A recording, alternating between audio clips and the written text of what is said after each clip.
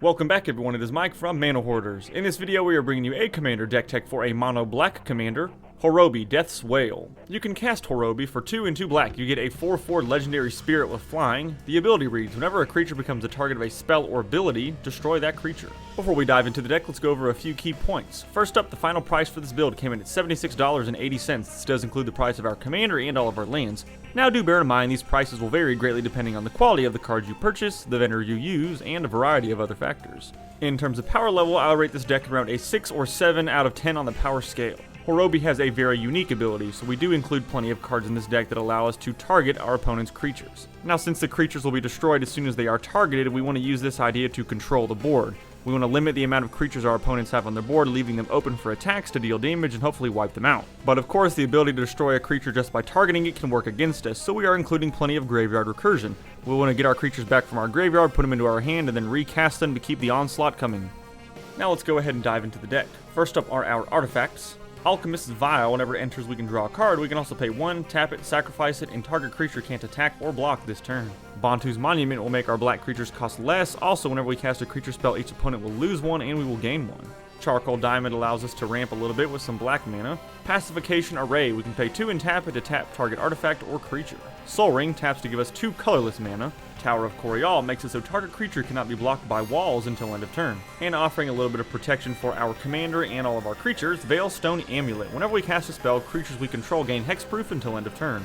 Moving on to our enchantments, Black Market. Whenever a creature dies, it will get a charge counter, and at the beginning of our pre-combat main phase, we'll get a black mana for each charge counter.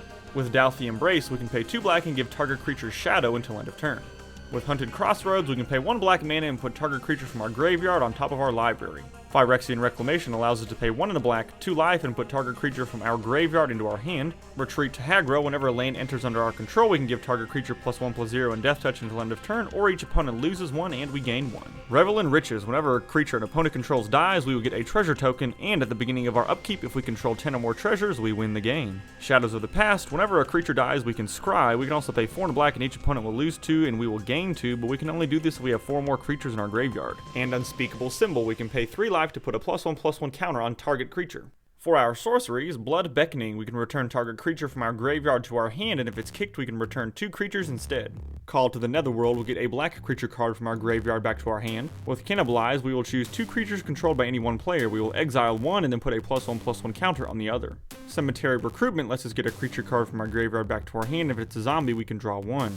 Dead Reckoning puts a creature from our graveyard on top of our library, then deals damage equal to that creature's power to another target creature. Dead Revels allows us to put 2 creatures from our graveyard to our hand. Disentomb returns 1 from our graveyard to our hand.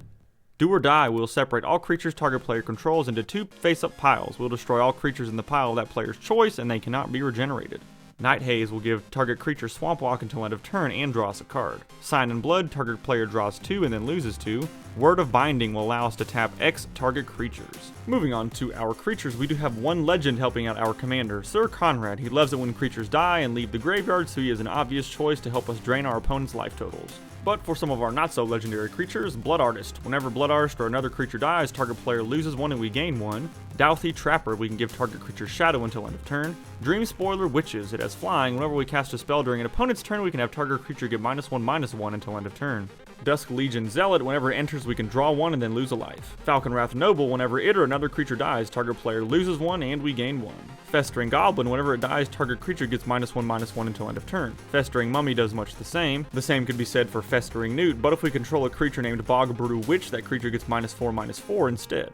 Harvester of Souls gives us some card draw. Whenever a non-token creature dies, we can draw a card. Massacre Worm, whenever it enters, creatures your opponent's control get -2/-2 until end of turn, and whenever a creature an opponent controls dies, that player loses 2 life. Midnight Reaper, whenever a non-token creature we control dies, we will take 1 and then draw a card. Mogus's Marauder, whenever it enters the battlefield, up to X target creatures each gain Intimidate and Haste until end of turn, where X is our devotion to black.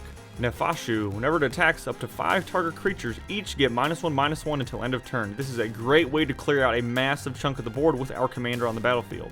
Ogre Slumlord, whenever a non-token creature dies, will create a 1/1 black rat creature token. It also gives rats we control Death Touch. Orc Sure Shot, whenever another creature we control enters the battlefield, target creature an opponent controls gets -1/-1 until end of turn. Order of Midnight has flying, can't block, but we can also use the Sorcery Adventure to return target creature from our graveyard to our hand. Overseer of the Damned, whenever it enters the battlefield, we can destroy target creature, and whenever a non-token creature an opponent controls dies, we will get a 2/2 black tapped zombie creature token. With Wrathy Trapper, we can pay a black, tap it to tap target creature. Shadow Alley Denizen, whenever another black creature enters the battlefield under our control, target creature gains Intimidate until end of turn. Shambling Goblin, whenever it dies, target creature an opponent controls gets -1/-1 until end of turn. Shambling Swarm, whenever it dies, we can distribute 3 -1/-1 counters among 1, 2, or 3 different targets, but we will remove those counters at the end of the turn. Sorceress Queen can tap and make another target creature a 0/2 until end of turn. For our instance, we have Afflict, target creature gets -1/-1 until end of turn, and we can draw a card. Alchemist's Gift, target creature gets +1/+1 and gains your choice of a Death Touch or Lifelink counter. Aphotic Wisps, target creature becomes black and gains Fear until end of turn, and we can draw a card. Blade Brand will give target creature Death Touch until end of turn and draw us a card. Borrowed Malevolence can give target creature +1/+1 or target creature -1/-1 until end of turn. Coat with Venom, target creature gets +1/+2 and gains Death Touch. Dark Ritual will give us 3 black mana. Death Denied, we can return X target creature cards from our graveyard to our hand. Defiled, target creature gets -1/-1 until end of turn for each swamp we control. Disfigure, target creature gets -2/-2 until end of turn. Grasp of Darkness gives target creature -4/-4. Grave Consequences, each player may exile any number of cards from his or her graveyard and then pay 1 life for each card remaining. We can also draw a card. Gravebind, target creature can't be regenerated this turn and draws us a card at the beginning of the next turn's upkeep. Grave Purge, put any number of target creature cards from our graveyard on top of our library and draw 1. Grim Return, we can choose target creature card in a graveyard that was put there from the battlefield this turn and then put that on the battlefield under our control. And last but not least is our mana base. We are keeping things very basic with 35 basic swamps. And just like that, we have reached the end of this Commander Deck Tech. If you enjoyed this video, be sure to hit the like button, subscribe, tell your friends about us, and leave a comment down below. Let us know what commanders you would like to see us build around in the future. We really appreciate your support.